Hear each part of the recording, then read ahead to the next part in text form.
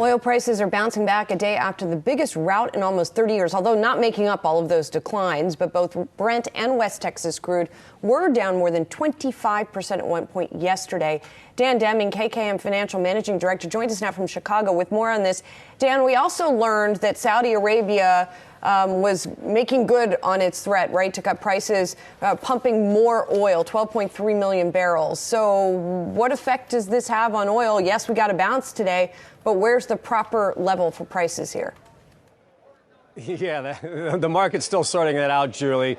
Yeah, I mean, we did see some equilibrium here, some stability for the short term. You know, certainly the impact, just the unexpected nature of the news that basically unfolded, I should say, from Friday through yesterday was enough to really shock the market. And now the market's trying to work through, that shock to the system and the change in expectations.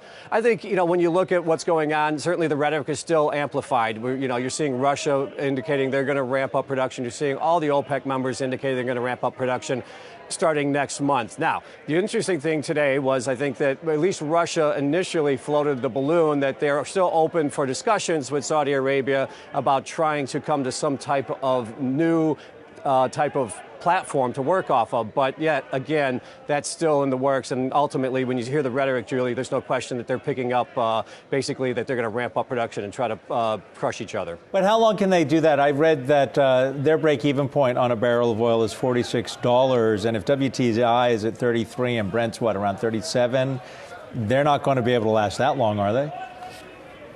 Well, actually, they may. And I think that's the big issue right now, and that's the part of this game of, I guess, chicken, if you want to call it, and also certainly the impact on the U.S. has to be factored in there as well.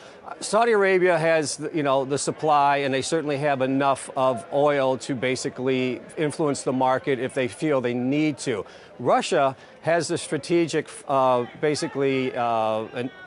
reserve that they can draw off of for some time. And then basically, I did see, I think it was actually Yahoo, who you guys put this out earlier this morning, indicating that Russia could last 6 to 10 years with crude in the $27 to $32 a barrel level and still, again, just basically absorb the cost. So there are some, strategic positioning taking place right now that I think that, they have yet to be sorted out. And certainly that's something that the market's going to have to contend with as it tries to find some type of price equilibrium. Hey investors, Zach Guzman here. Are you interested in learning more about the markets and getting the latest financial news? Well, then click right here to subscribe to our Yahoo Finance YouTube channel. Get the latest up-to-the-minute market analysis, big interviews in the world of finance, and information on how to manage your money every day wherever you are.